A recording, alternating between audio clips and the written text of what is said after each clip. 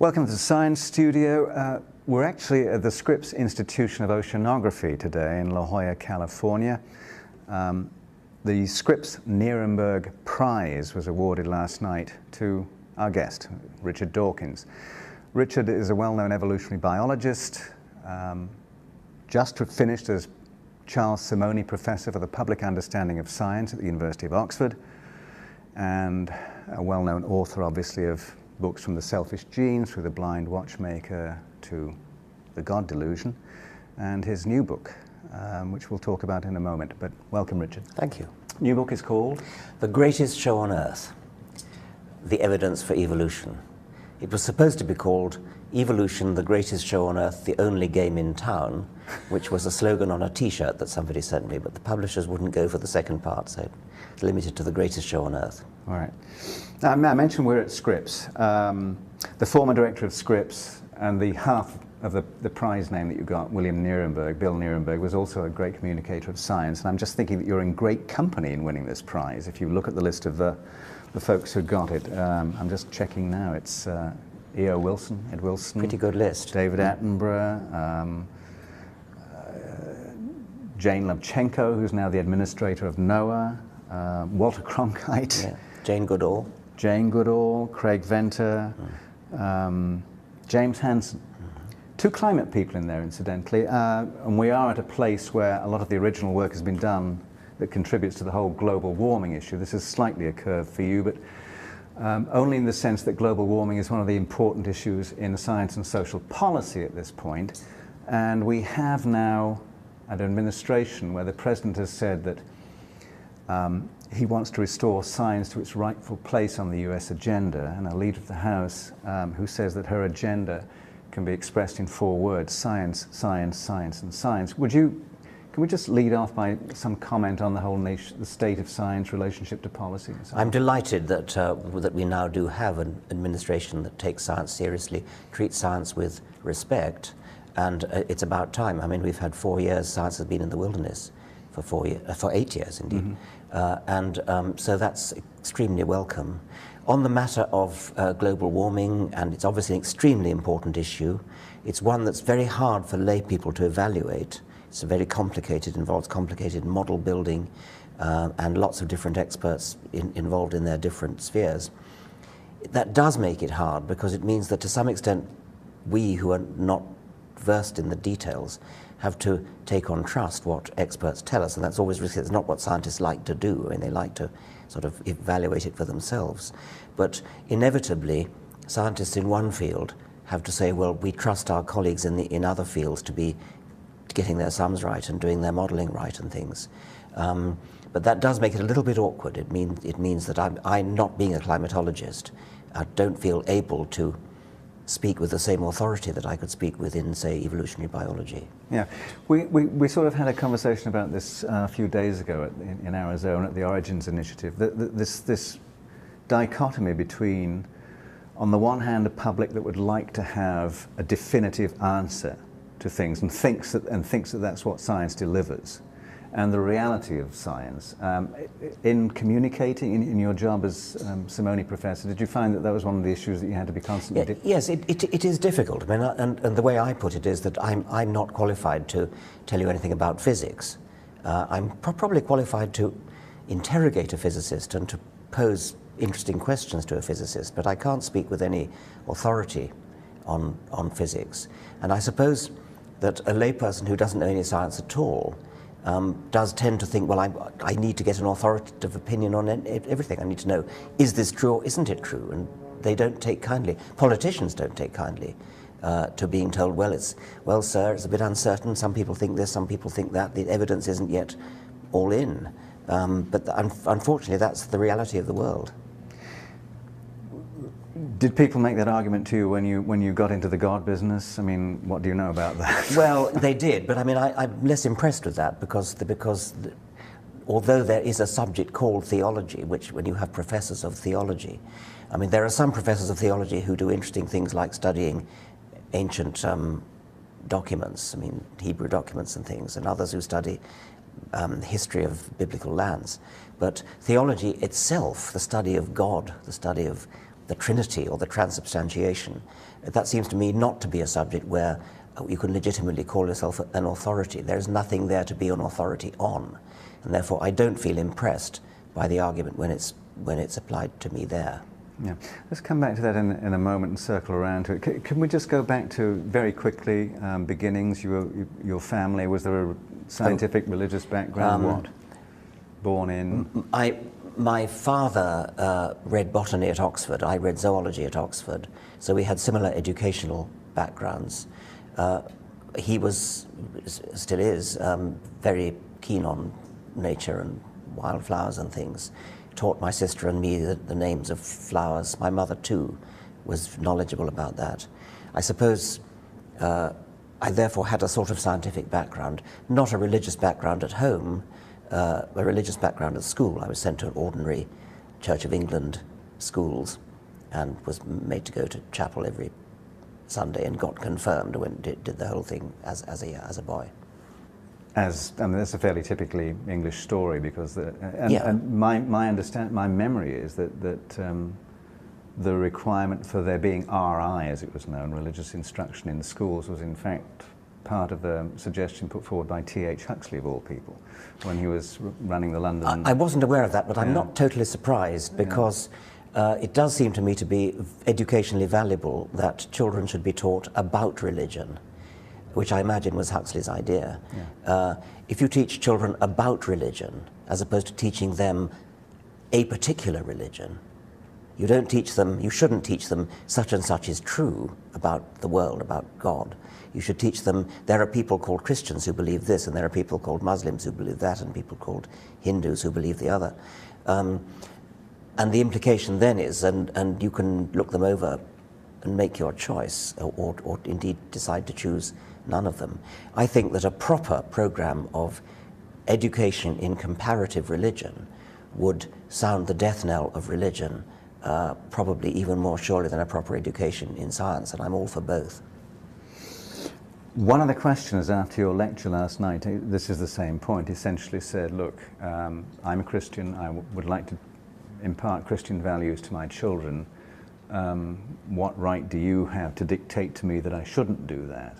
And your response was to say, in fact, that you weren't dictating to him, but that you thought that he ought to offer the opportunity to his children. Exactly, yes. I mean, it's one thing to talk about the rights of a parent to teach their children whatever they like, but what about the rights of children?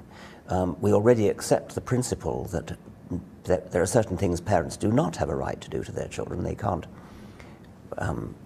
beat them black and blue, they can't knock their teeth out, they can't be cruel to them. The state even steps in and takes children away when that happens. I'm not advocating that in the case of religious indoctrination, but at least that shows that we accept the principle that parents don't have an absolute right over their children, and children are people too.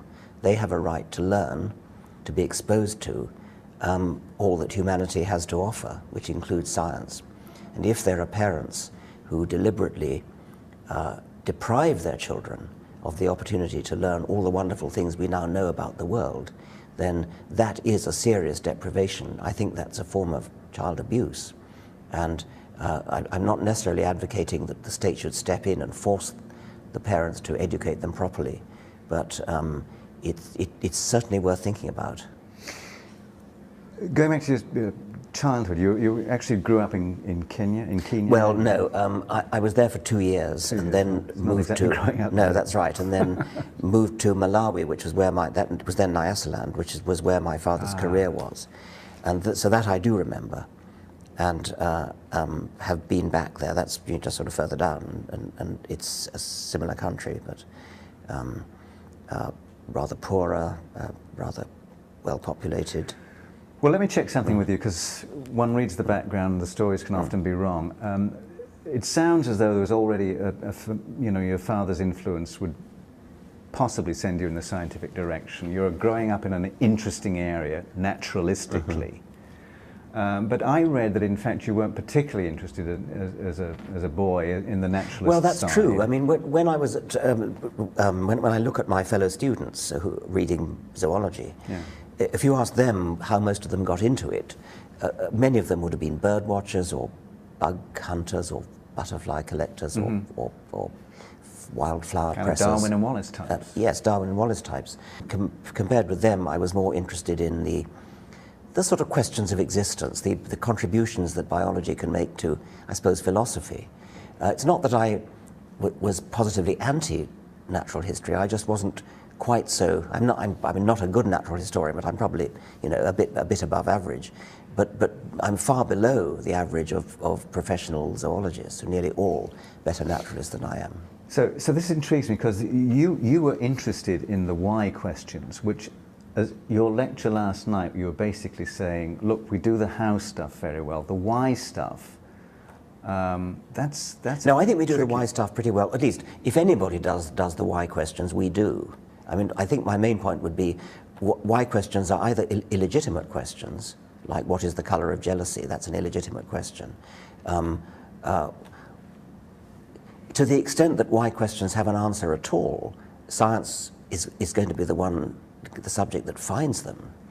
And certainly theology isn't. I mean, there aren't any rivals to answer why questions. Was there some pivotal point that made you decide to go and actually do science at university? Was there a teacher? I suppose at the age of about 15 or 16, in the school system which I think you were in, you had to make a choice. You couldn't both do science and do, say, history. And I more or less drifted into biology. It was, I wouldn't say I was wildly interested in it. I wasn't that good at school, and I was sort of more interested in biology than in anything else. And so it was a kind of drifting in, partly perhaps my father's influence. I didn't really become deeply fascinated by it until my second year at university. And there was something that... It was the subject itself, I think, aided by the tutorial system, which is unique to Oxford and Cambridge, right, where you, instead of being lectured to and then going to practical classes and sort of having to meet a required standard in exams in which it was assumed that there was a body of knowledge that you had to learn. The essence of the tutorials, at least that I experienced with Oxford tutors, was that you were given an essay each week, which was often on a controversial topic, which you were supposed to come up with a view on, having devoted the entire week to going into the library and reading up all the original literature, all the original research papers in the original journals on this topic. So this is a very heady experience for a 19-year-old to be, in effect, as near to a world authority as you could become in a week. And you probably ended up knowing more about it than your tutor in certain cases, because although he had spent time reading it up, he wasn't so up to date because you'd just been in the library for that week learning it up, and not learning it, reading it, digesting it, sleeping, dreaming it in some cases, including mine. So when I came to write the essay, I was kind of temporarily obsessed with this subject. It was coming out of my ears.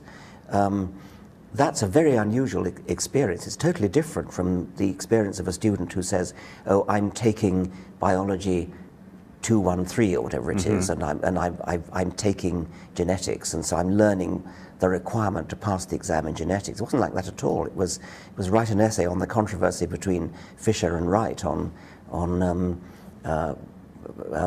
genetic drift, and so you would read the original papers and evaluate it as a scholar.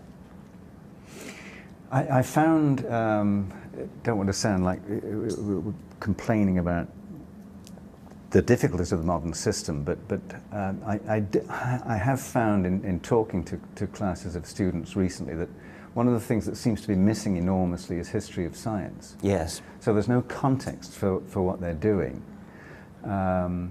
Is that sort of the point you're making as well? Not quite. I mean, that would be another way of making the same point, I think. But it's a different point. I'm not one who thinks that for every question you need to go back to the Greeks and start with Aristotle and things. I find that nothing wrong with that, but it usually doesn't help you very much. Right. So there's a big turning point. You go to Berkeley at some point, right? You graduate from Oxford. At some point you go to Berkeley. I went to Berkeley as a very young assistant professor at the age of about 26. And this was my first job. It was very exciting, totally new place. I mean, you know, something like where we are now. Yeah. And intellectually exciting, politically exciting. It was a very tempestuous time in American politics. This was the Lyndon Johnson years. This was the Vietnam War protest years, and Berkeley was in the thick of it. And so it was an interesting time. And I only stayed there 2 years, and then was, I suppose, lured back to Oxford by a wonderful offer I couldn't refuse. Hmm. How does the selfish gene is really the thing you're associated with a great deal, although I think you prefer the book that followed it, The Extended Phenotype. But Selfish Gene came out in 1976. Yes. What was the stimulus for that? Where did you get the idea? What was going on? My own research wasn't on evolution, but much of my preoccupation as an undergraduate writing essays had been on evolution, and I never lost that interest. There was a spate of popular books in the 1960s and early 70s which committed what I regarded as the grave fallacy of group selectionism in explaining the very important question of altruism, cooperation, and how that evolves. And I wanted to write a book to explain what I thought was the correct interpretation of Darwinian natural selection, the level of the gene. I'd started lecturing on this topic in Oxford, actually, before I went to Berkeley. I stood in for Nico Tinbergen when he went on sabbatical. And I was at that time very excited by the papers of W.D. Hamilton on what's called kin selection, and which kind of became the centerpiece of the selfish gene 10 years later.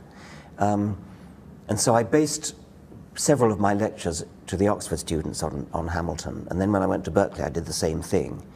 And then went back to Oxford and carried on with my research, which was nothing to do with any of this. Then there was a power strike. There was a thing called the 3-day week, which was under in the time of Grocer Heath's prime ministership. Prime Minister Edward Heath. Yes, right. That's right.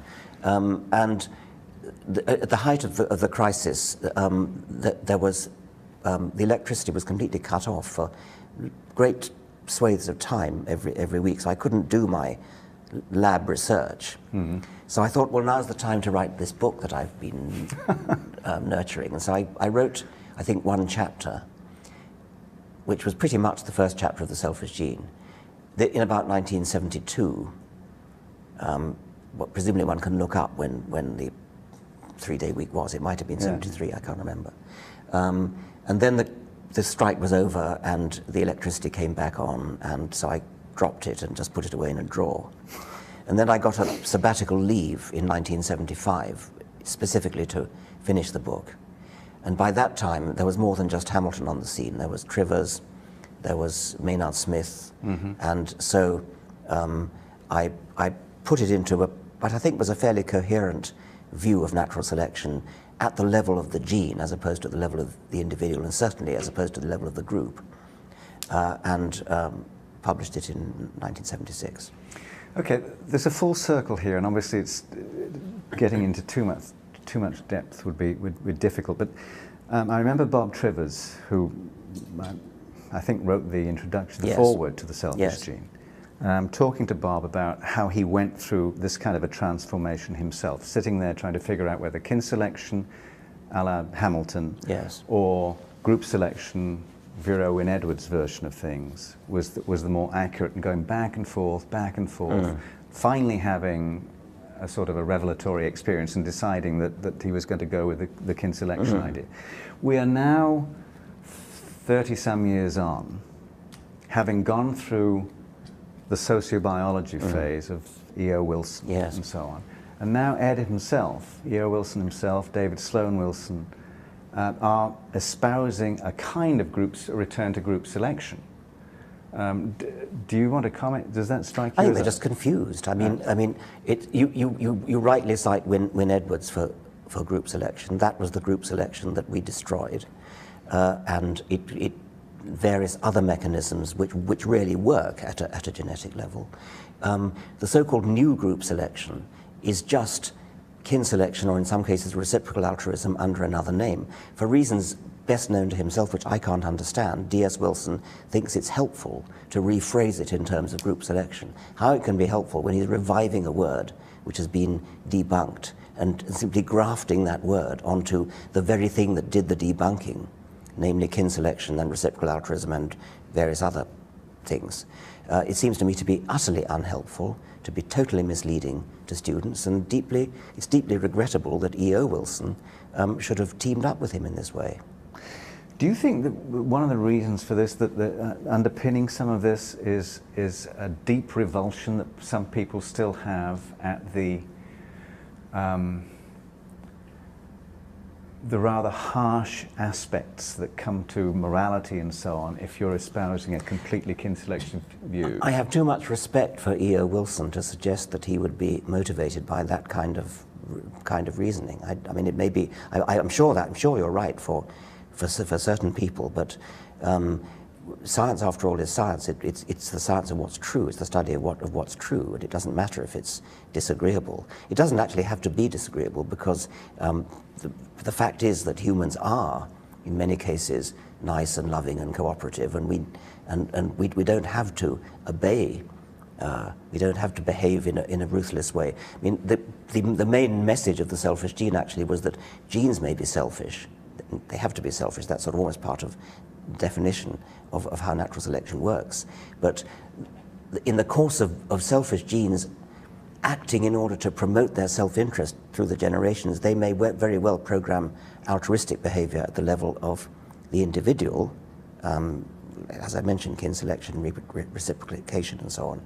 And those are robust theories. They work, and they can be generalized sort of by the cuckoo principle, that sometimes mistakes are made, so that altruism, which originally was selected in humans during a time when kin relations were very important, generalize to people in general. So that's why we give money to Oxfam and feel empathy towards people who are suffering and so on. We can devise a perfectly good theory which frees us from the need to feel all pessimistic about human nature. But even if it didn't free us from the need to be pessimistic about human nature, fretting about human nature is no reason to change our science. Science is the science of the truth. I noticed, I made some notes last night from the lecture that you gave. Let me just take a quick look. You were talking, in fact, about some of the things that we now do are subversions of the original machinery, in a sense, so that we have goal subversions, and subversions of parental care would be the liking for pets and so on, or subversion of... Yes. Well, subversion, that's what I meant by the cuckoo principle. Subversion is the way out of feeling pessimistic about all these things. I mean, we are a highly subverted species. Even if our ancestors were selfish and ruthless, and even they didn't have to be because of the kin selection, etc.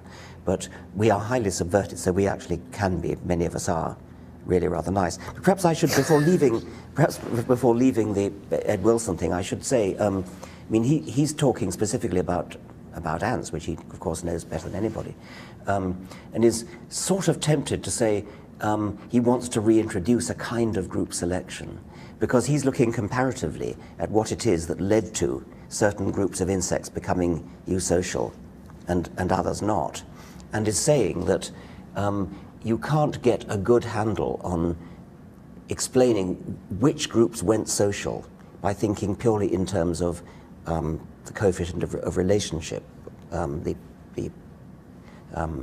fraction of genes held in common between individuals. Therefore, he's looking for other things. I have no problem with that whatever. I mean, that's still covered by Hamilton's rule, because Hamilton's rule says that a gene will spread if RB is greater than C, if the benefit devalued by the coefficient of relationship is greater than the cost. And you mustn't forget B and C. And of course, B and C are very important. Benefit and cost, these are economic variables which are very important, interacting with coefficient of relationship. But you can't get away from it when you're trying to explain, as Darwin did, things like how can worker adaptations in ants, the huge jaws of soldiers, or the flat front of the heads of trapdoor ants. I mean, these are worker characteristics which are not present in reproductives, and yet they're passed on from generation to generation, even though the individuals that manifest these qualities are all sterile. The only way to explain that is the way Darwin explained it, and it is indeed kin selection. Darwin didn't say that, but it's the same genes express themselves differently in different individuals. They express themselves in workers as massive jaws or as flat fronts to the head. And they express themselves in queens or males in other ways. But the gene in a queen is favored because copies of the same gene in reproductives, in young queens and young males, is protected by the massive jaws which are made by the same gene in the soldiers. That's not group selection. That's gene selection. The whole thing is gene selection. Everything in Darwinism is gene selection. And it's just unhelpful and confusing for somebody as influential as Ed Wilson to suddenly turn around and say he started thinking about group selection again. What's he thinking of? It's confusing the issue like this. Tell me something, since you just mentioned Bill Hamilton, would you like to just say a little bit about who Bill Hamilton was? Yes, he was an English biologist who was a great entomologist. He was a very deeply thoughtful, reflective man. I think rather like Darwin in that respect. He has been called by some people Darwin's greatest successor of the 20th century. That's disputable.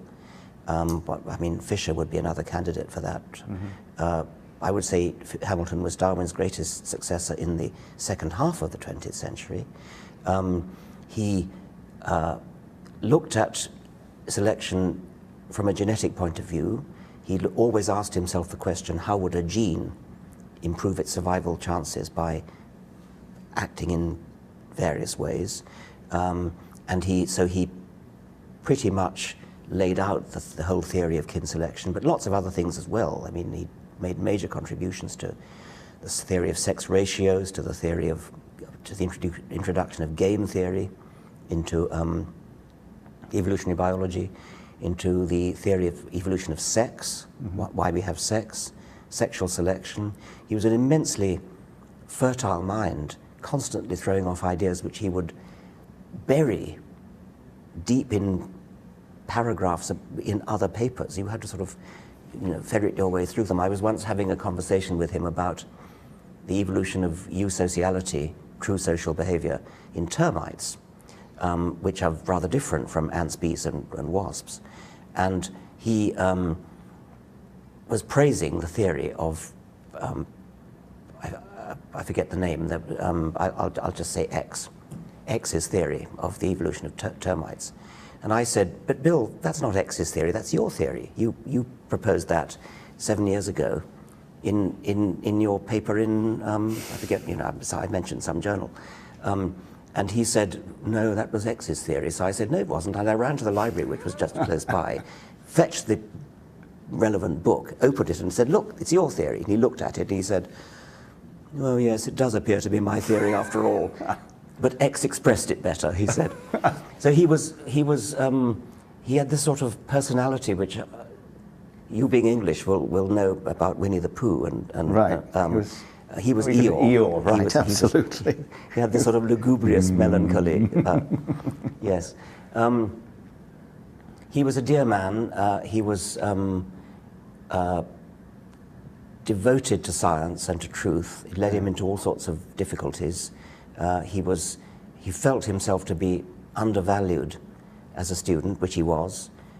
He was sitting on his PhD thesis in London was among the most important contributions to evolutionary theory of the late 20th century, of the second half of the 20th century.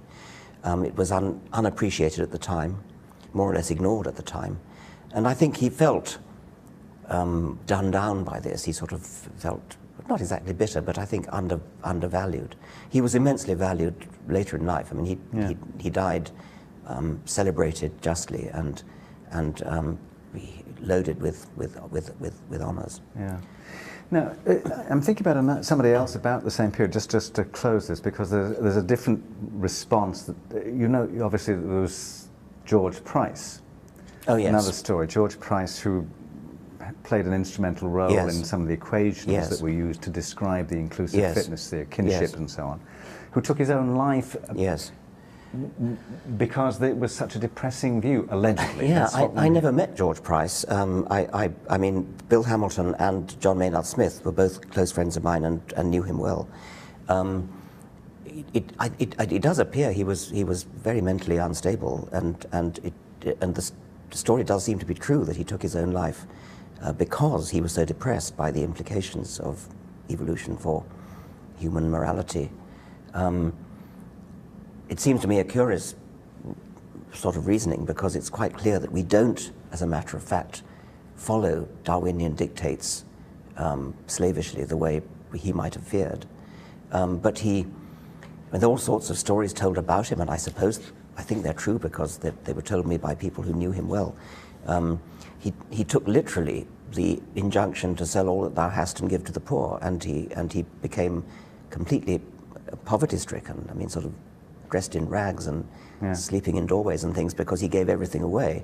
And Maynard Smith's story is that when they wrote what actually was, I think, the first paper on game theory as an explanation for less than all-out aggression, the game theory explanation for moderated combat, they had a model which was called hawks and doves. Well, actually, there were other things: hawks, doves, bullies, other things. But during the course of developing this paper, Price became so fanatically religious that he wouldn't use the word dove because he thought it was a sin against the Holy Ghost.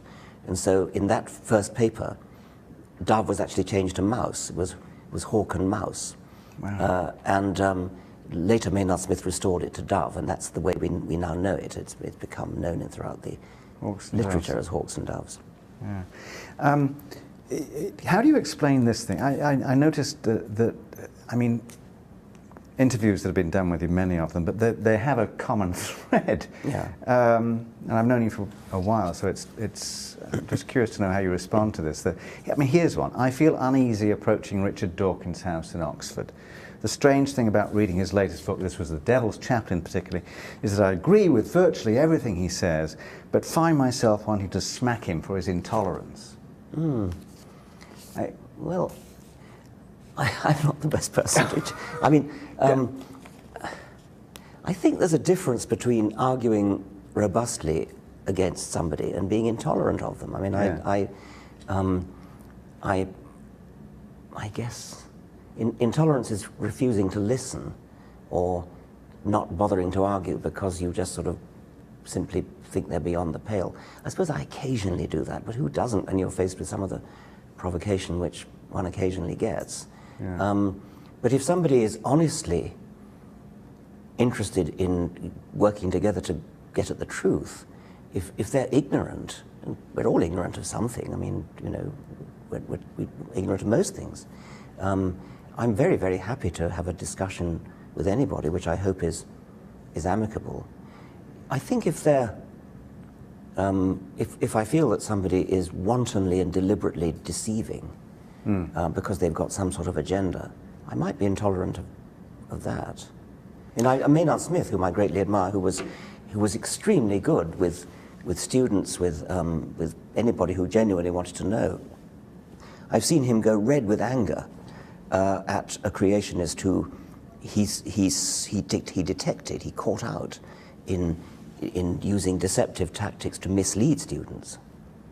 I suppose I'm a bit like that. Don't you sort of get up to here at some point with, and why do you keep on talking to these folks? Because well, I don't usually talk to them. I talk to people who genuinely want to know, who genuinely want to discuss and discover. And I mean, last night at the Nuremberg lecture, they're quite unusual actually. A gang turned up. I mean, a clique. They filed in single file, with Bibles under their arms, all sat in a row. And then when it came for question time and people were asked to queue up behind a microphone, they just all, one after another. I mean, they completely monopolized the microphone. That was unusual, and I usually try to answer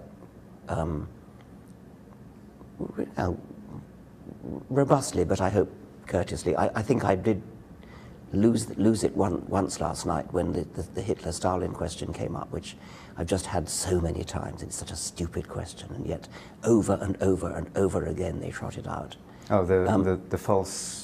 I mean, so, you know, Hitler and Stalin did their terrible deeds in the name of secular humanism. Yeah. I mean... Because they were atheists. Yeah, well, Stalin was, Hitler probably wasn't, but anyway, it's irrelevant.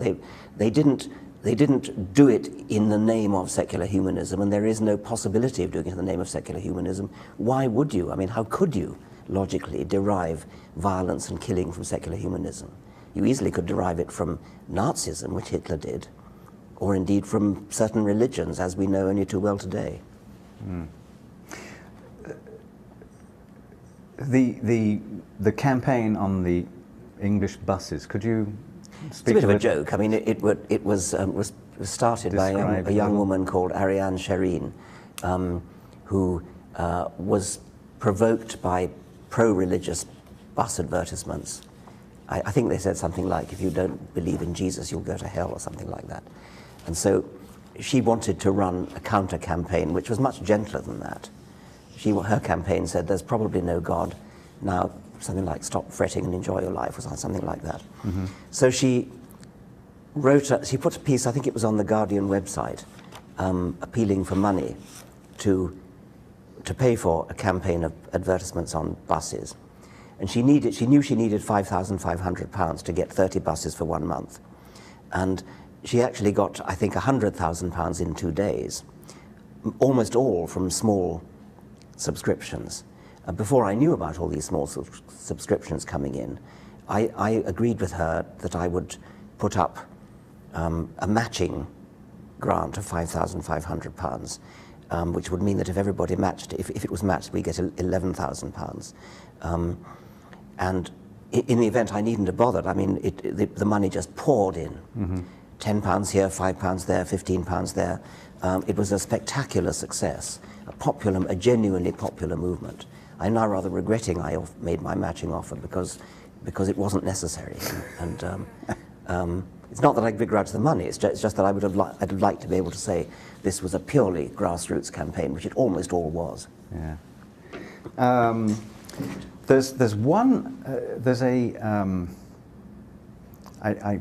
don't remember the exact reference now, but isn't there an edict against your website, your richarddawkins.net?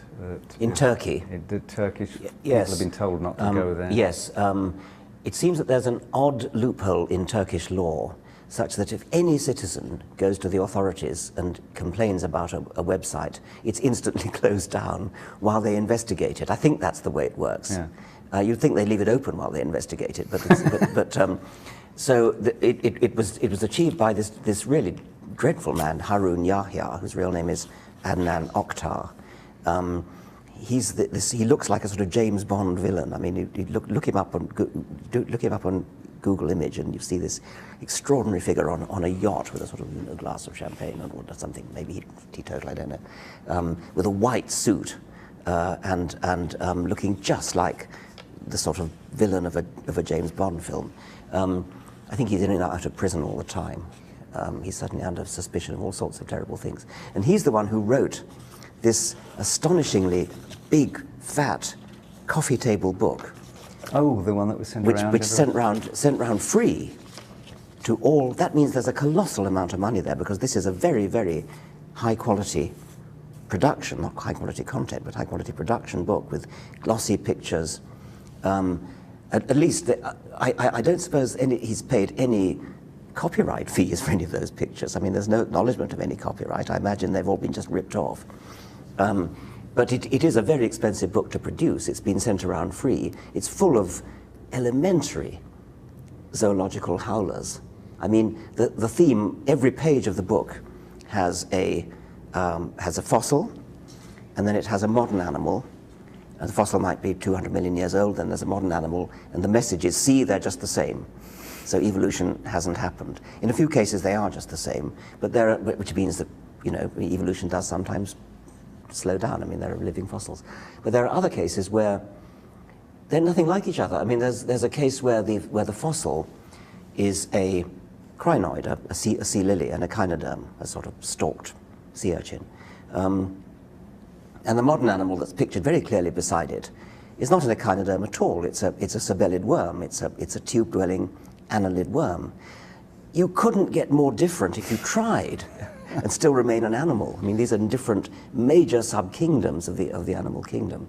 There's another one which has a fossil eel, and then the modern so-called eel, which is it's a snake. It's a water snake. It's this common water snake you see if you dive almost anywhere in the tropics. The one with stripes across. Mm-hmm. But the champion one of all is that there's a caddis fly in amber as the fossil, and the modern so-called caddis is not an insect at all. It's a fishing fly, an artificial fishing fly with a hook sticking out of its backside. That's actually been removed from the latest edition of the book, because he must have been so embarrassed by it. And he's now trying to pretend it was never there. But there it is, and there are numerous other such howlers. Okay, so one question would be, why don't the four horsemen of the apocalypse, so-called, that's you, Sam Harris, Chris Hitchens, Dan Dennett. Yeah. Why not just sort of say, this is so silly, and just let it go? Because it's been quite clear from some of the tone, I've spoken to Sam obviously about this, and we've done the Beyond Belief meetings, as you know, that at least what appeared to be part of the strategy was to say, we have to take a full offensive to the whole notion of people who are subscribing to a religious point of view, and that that moderates, even just people who just like going to church, like singing the songs, like the architecture, like the music, have to be shaken out of their... Well, yes. Strategy is an optimistic word to use. I mean, there was no strategy as far as I'm aware. We certainly never discussed anything, and I don't really think I had a strategy. One can sort of, with hindsight, invent what might have been a strategy, and it's not a bad one when you think about it. I mean, being nice hasn't worked for decades. Right. And independently, without any collusion, Christopher Hitchens, Sam Harris, Dan Dennett, and I, in our different ways, came out rather more, well, Dan actually was rather more gentle, I think, than the other three of us. And I think that we probably have had an influence which our nice predecessors manifestly failed to do. So I think it's nice to be nice, and that there are other people who adopt that policy, but I think there's also room for people like Sam and Christopher and me. A little in your face. Yeah. In a good-humoured way. I mean, we're often accused of being shrill and strident and things, and those are nearly always, those adjectives have become so ubiquitous that they almost can't see our name written down by a religious person without being preceded by that. I actually think, I mean, I like to think that The God Delusion is actually quite a funny book. I mean, I think it should make you laugh. It's certainly not strident. What about the people who criticize the theology and so on and so forth? I mean, that wasn't... Well, as I said before, I don't think theology is a subject at all. So, I mean, one should no more be criticized for neglecting theology than one should be criticized for neglecting fairyology when you say you don't believe in fairies, or for neglecting astrology when you want to say that you're an astronomer and you don't take astrology seriously. You don't actually need to learn up the niceties of the study of fairies in order to say you don't believe in them. If somebody wants to believe in fairies, the onus is on them to produce some evidence that they exist, and the same goes for God. Okay, so what's your current position then for the? I mean, today happens to be first day of Passover. Next week it's going to be Easter Sunday. There's going to be droves of people engaged in what you would say is a non-subject, essentially. Well, I mean, you yourself said there are people who enjoy singing the songs and enjoy ritual and things, and I've no problem with that. Yeah, this is a nice book that you probably know, Angels and Ages by Adam Gopnik, which is a sort of his Darwin and Lincoln book, and he has some. It's a wonderful book about Darwin as well, but he also makes the point, and I'm just using him as an example. Even if we mean by religion what most people have actually meant by it since the beginning of time, an encompassing practice of irrational rituals that can't be justified, but only experienced and given order and continuity to life, then of course religion is compatible with Darwinism. Because in a sense, it's the epiphenomena of religion, the choral music, the stained glass, the communion are the thing itself. Yes. It's kind of... Well, yes, but then it's trivial, isn't it? I mean, it's just like, you know, you enjoy music, that's fine. But I mean, religion for most people does make actual existence claims. It actually does make claims on the universe, and that's where I have problems with it. Right. That's one of the many places I have problems with it. But so you don't have a problem with people, because the sense that one had of this. In hindsight, was there a campaign and a strategy, was that the people who did go and sing the songs and go to the church and so on were somehow aiding and abetting the people who fly into and knock over buildings. Yeah, I'm not sure about that. I mean, I don't think that going to church and singing the hymns does that. I do think that there is a sort of aiding and abetting in people who say things like, if you have faith, then you can be justified in playing out that faith. I mean, somehow treating the idea that faith is a virtue. There is no virtue in believing in something because of private revelation, or because of tradition, or because some authority figure tells you, or because you just simply have faith in it because you've been brought up with it, say.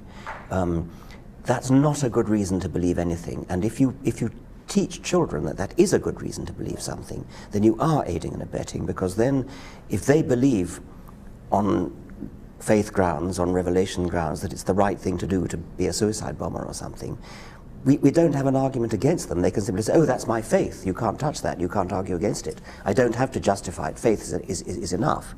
I think there is an aiding and abetting element there from those people who are themselves moderate, but who preach the idea that faith is a good reason to believe something. So what do you do? I mean, with the people who were there last night, for example, I mean, you could certainly argue with the person who said, I'm bringing my children up as Christians and so on and so forth, but... well, those people would have been unreachable, but there could have been lots of other people who hadn't really given it very much thought, and who assumed, well, I might as well bring them up Christian, everybody else does, you know, but it doesn't seem to have done me any harm. You might give such people second thoughts. If you hadn't been a scientist, what would you have liked to have been? As a child, I was obsessed with music and with all musical instruments. I gravitated towards, if there was a musical instrument in the room anywhere, I'd gravitate towards it. But I never practiced hard enough to become a good musician. But do you play something now?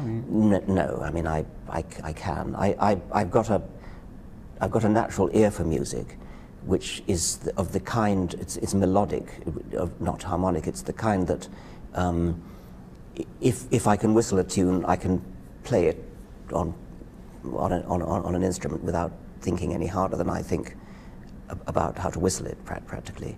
But that's not necessarily a virtue if it leads you, as it did in my case, to neglect the hard graft of practicing. It was so easy for me to just use my melodic ear to play that I never bothered to learn to read music, and so I'm no good at it. then I became, at various times in my life, I've been obsessed with computer programming. And that really is a vice, that's an addiction, which I've shaken off for the moment. But I think I could easily have imagined a career doing that. I remember ages ago when we were at Caltech, you were then working diligently on those yes, that's right. computer programs. Yes, yeah. I was, yes. I spent a fortnight in the Apple Computer, had a little branch office in Los Angeles, and I worked there every day. It was one of the most productive fortnights of my life, I think, surrounded by expert programmers whom I could ask for their expert advice. But you no longer make your own No, I don't. slides No. and stuff. If you, anywhere in history, but not Darwin, this is because that's too obvious an answer, I mean, who would you have liked to have had a conversation with? And you can say Darwin if you wish. Well, I'd be quite curious to have a conversation with Jesus, actually. It would be very interesting to hear what really happened. But I expect he'd have just been a fairly ordinary sort of contemporary equivalent of a hippie. It probably wouldn't have actually got much out of him. I don't know. I haven't read the book yet because it's not actually out, but Robert Wright, of course, who wrote The Moral Animal and then Non-Zero, has a book coming out called The Evolution of God. Yes. And there was an excerpt in The Atlantic, and it deals a lot with Paul and Paul's yes. Globalization Yes. efforts. I mean, you know this argument and so on? I haven't read the book, no. No. You do say when's it coming out? I think June, a couple of months okay. from now. So. Do you have the sense that it was an enterprise? That Paul, yes. Yeah. I mean, I've always understood that Christianity is pretty much Paul's invention. I had an ancient history colleague in New College, a very distinguished ancient historian, whose lifelong quest it was to discover who was the greatest shit of all time, Plato or St. Paul, and he could never decide the answer. What would be the argument against St. Paul? I don't know. That Plato was even worse, I suppose. I don't know. So, the current global situation financially. Last week, David Brooks wrote a column in the New York Times in which he discussed whether this was stupidity or greed. And both of these things are approachable from a neuroeconomics perspective. In other words, you can start looking at these from a more scientific perspective, and you could even bring in some cooperation, trust issues, and so on and so forth. So a lot of these things can be addressed with some of the science that's beginning to be developed. Do you think that will ever happen in terms of the way in which societies are held together currently by religious forces? I do feel very diffident about venturing into a field so far from my own. Might surprise some people. I actually am not arrogant enough to venture an opinion on economics, certainly not on the current economic crisis, whether it's greed or stupidity. I haven't any idea. Right. On the more general question of whether a scientific approach to economic decision-making it would be valuable, I can't believe it wouldn't be. I mean, I can't imagine that it would ever do any harm to try to investigate such things scientifically. But it's way beyond my expertise. So, all right, but after God, then what? I mean, what do you have a particular topic in mind to work on next? Well, my plan after this book is finished, The Greatest Show on Earth is finished, is to write a children's book on science and on how we know about what is scientifically true, and to contrast it with myths. My idea is to contrast a mythological view of each question in turn. You know, what is man? What is the sun? How old is the earth? It's who was the first person, and so on. And to show that myths are interesting and poetic and fascinating. To sort of lose the Judeo-Christian myth in the middle of a lot of other myths, so that to show there's nothing special about it, and then to come on to the scientific answer to whatever the question is. So it'd be a series of questions, beginning with mythological answers and then going on to the scientific answer. The children thing comes up a lot. I mean, one of the most vigorous things you've ever written, and one of the things that I see you react to most strongly is encapsulated in Letter to Juliet, yes. which is the letter to your daughter. Yes. I mean, was this a sense of her being disenfranchised or something? What was? Yes, I think that I didn't want to indoctrinate her, and never did, but she was how old at the time? 10. Sorry, 10. I wanted to show her the power of critical thinking, to show her that there were good reasons for believing things and bad reasons for believing things, and the good reasons for believing things have all got to do with evidence, and it's not easy to filter out the evidence, but I was trying to encourage all children, when they're told anything, to think about what might be the evidence for the thing that they're being told, and to be suspicious of anybody who tells them something which cannot be backed up by evidence. Were you successful? What is she doing now? She's a trainee doctor. She's a medical student, and doing very well. And not going to church every Sunday? No. Right. Who's the smartest person you've ever met, do you think? And who's the wisest? Are these questions you ask everybody? Yes, they are. I'm sorry. It's a bit. Okay. And occasionally I get some interesting answers. I'm kind of embarrassed to answer that because I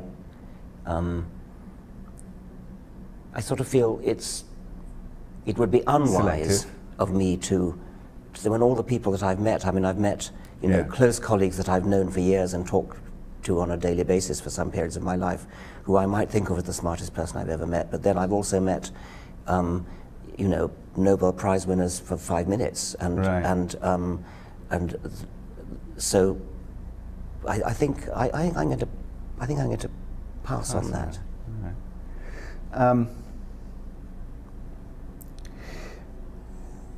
Are you surprised that there's still this enormously vigorous response from people about the God delusion? I mean, well, there are responses, positive and negative. Right. But I mean, it's been the biggest seller of your books, right? I mean, yes. Well, The Selfish Gene has had 30 years to sell in, and still sells very well every year. So it's possible the total sales are greater. In fact, I think they probably are. But that's certainly the fastest selling of my books, yes. The God Delusion is. I don't know. I mean, it's perhaps it's rather a good book. I don't know. Yeah. Are you? Is there any discovery that you wish you'd had made, or are you happy that with the extended phenotype you always describe as being your best piece of work? I mean, well, I'm sure there is. Yes. I mean, there are many discoveries that I admire, but I wouldn't really aspire to have made them. Yeah. So. Next year is the 350th anniversary of the Royal Society. Yes.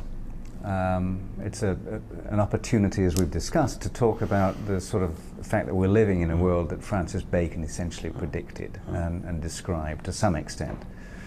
And the traders on his mythical island in the New Atlantis, if you remember, the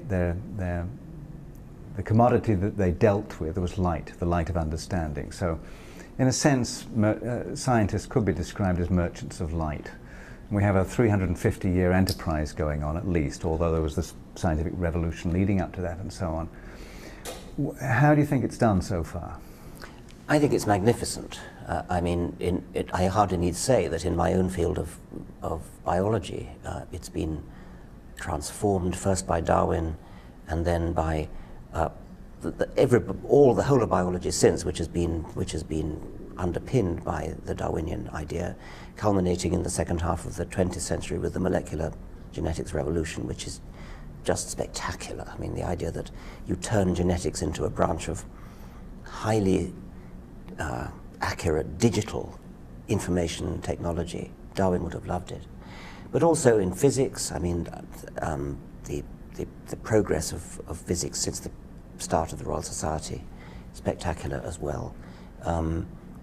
With Maxwell and Faraday and Maxwell and Newton and Einstein and the quantum theory revolution.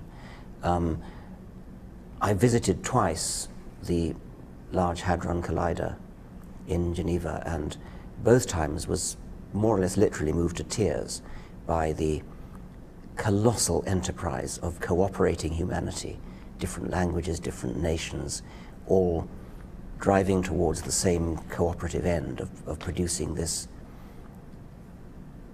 possibly the largest machine ever built, and all designed to uncover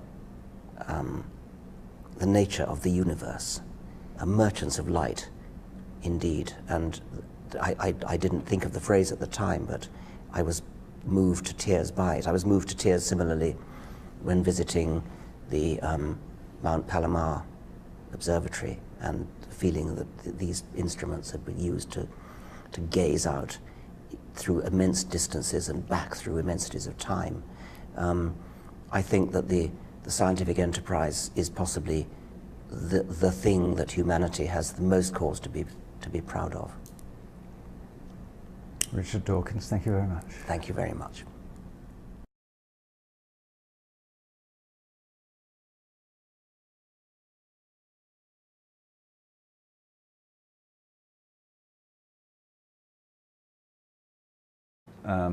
What right do you have to dictate to me that I shouldn't do that?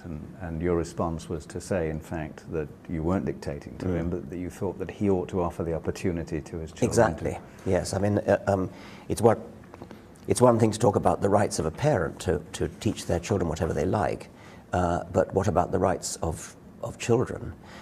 We already accept the principle that there are certain things parents do not have a right to do to their children. They can't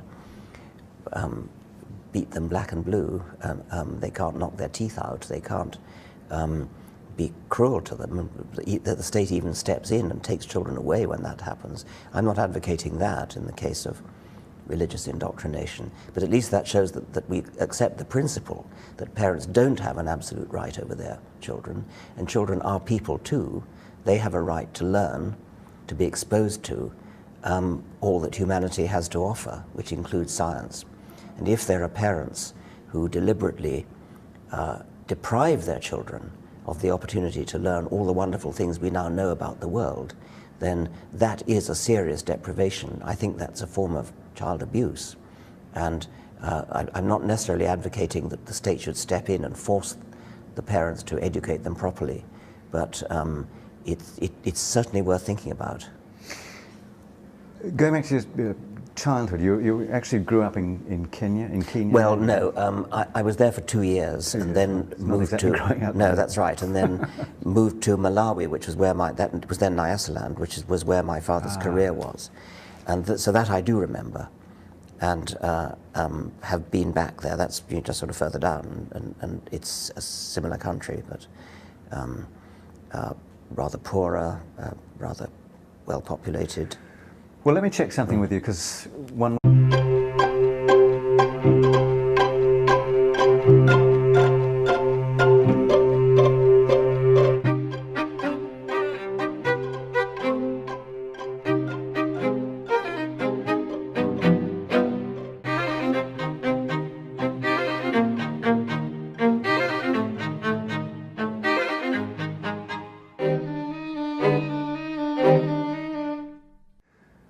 Welcome to the Science Studio. We're actually at the Scripps Institution of Oceanography today in La Jolla, California. The Scripps Nuremberg Prize was awarded last night to our guest, Richard Dawkins. Richard is a well-known evolutionary biologist, just finished as Charles Simone Professor for the Public Understanding of Science at the University of Oxford, and a well-known author, obviously, of books from The Selfish Gene through The Blind Watchmaker to The God Delusion, and his new book, which we'll talk about in a moment. But welcome, Richard. Thank you. New book is called? The Greatest Show on Earth. the evidence for evolution. It was supposed to be called Evolution, the Greatest Show on Earth, the Only Game in Town, which was a slogan on a T-shirt that somebody sent me, but the publishers wouldn't go for the second part, so it's limited to the Greatest Show on Earth. All right. Now, I mentioned we're at Scripps. The former director of Scripps and the half of the prize name that you got, Bill Nierenberg, was also a great communicator of science, and I'm just thinking that you're in great company in winning this prize. If you look at the list of the folks who got it, I'm just checking now, it's E.O. Wilson, Ed Wilson. Pretty good list. David Attenborough, Jane Lubchenco, who's now the administrator of NOAA, Walter Cronkite. Yeah. Jane Goodall, Craig Venter, James Hansen. Two climate people in there, incidentally, and we are at a place where a lot of the original work has been done that contributes to the whole global warming issue. This is slightly a curve for you, but only in the sense that global warming is one of the important issues in science and social policy at this point. And we have now an administration where the president has said that he wants to restore science to its rightful place on the US agenda, and a leader of the House who says that her agenda can be expressed in 4 words: science, science, science, and science. Can we just lead off by some comment on the whole the state of science relationship to policy? I'm delighted that, that we now do have an administration that takes science seriously, treats science with respect, and it's about time. I mean, we've had 4 years, science has been in the wilderness for 8 years indeed, so that's extremely welcome. On the matter of global warming, and it's obviously an extremely important issue, it's one that's very hard for lay people to evaluate. It's very complicated, involves complicated model building, and lots of different experts involved in their different spheres. That does make it hard, because it means that to some extent we who are not versed in the details have to take on trust what experts tell us, and that's always risky. It's not what scientists like to do. I mean, they like to sort of evaluate it for themselves. But inevitably, scientists in one field have to say, well, we trust our colleagues in other fields to be getting their sums right and doing their modelling right and things. But that does make it a little bit awkward. It means that I'm not being a climatologist. I don't feel able to speak with the same authority that I could speak with in, say, evolutionary biology. Yeah, we sort of had a conversation about this a few days ago in Arizona at the Origins Initiative. This dichotomy between, on the one hand, a public... So we had similar educational backgrounds. He was, still is, very keen on nature and wildflowers and things. Taught my sister and me the names of flowers. My mother, too, was knowledgeable about that. I suppose I therefore had a sort of scientific background, not a religious background at home, a religious background at school. I was sent to an ordinary Church of England schools and was made to go to chapel every Sunday and got confirmed and did the whole thing as a boy. I mean, that's a fairly typically English story, because my memory is that the requirement for there being RI, as it was known, religious instruction in the schools, was in fact part of the suggestion put forward by T.H. Huxley, of all people, when he was running the London... I wasn't aware of that, but I'm not totally surprised, because it does seem to me to be educationally valuable that children should be taught about religion, which I imagine was Huxley's idea. If you teach children about religion, as opposed to teaching them a particular religion, you don't teach them, you shouldn't teach them such and such is true about the world, about God. You should teach them there are people called Christians who believe this, and there are people called Muslims who believe that, and people called Hindus who believe the other. And the implication then is, and you can look them over and make your choice, or indeed decide to choose none of them. I think that a proper program of education in comparative religion would sound the death knell of religion, probably even more surely than a proper education in science, and I'm all for both. One of the questioners after your lecture last night, this is the same point, essentially said, look, I'm a Christian, I would like to impart Christian values to my children, that would like to have a definitive answer to things, and thinks that that's what science delivers. and the reality of science. In communicating, in your job as Simone Professor, did you find that that was one of the issues that you had to be constantly... Yes, it is difficult. I mean, and the way I put it is that I'm not qualified to tell you anything about physics. I'm probably qualified to interrogate a physicist and to pose interesting questions to a physicist, but I can't speak with any authority on physics. And I suppose that a layperson who doesn't know any science at all does tend to think, well, I need to get an authoritative opinion on everything. I need to know, is this true or isn't it true? And they don't take kindly, politicians don't take kindly to being told, well, sir, it's a bit uncertain. Some people think this, some people think that. The evidence isn't yet all in. But unfortunately, that's the reality of the world.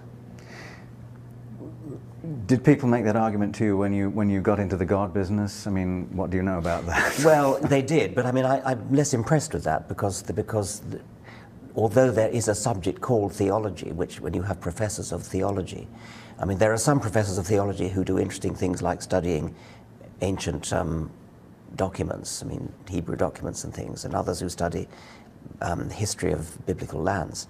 But theology itself, the study of God, the study of the Trinity or the transubstantiation, that seems to me not to be a subject where you can legitimately call yourself an authority. There's nothing there to be an authority on, and therefore I don't feel impressed by the argument when it's applied to me there.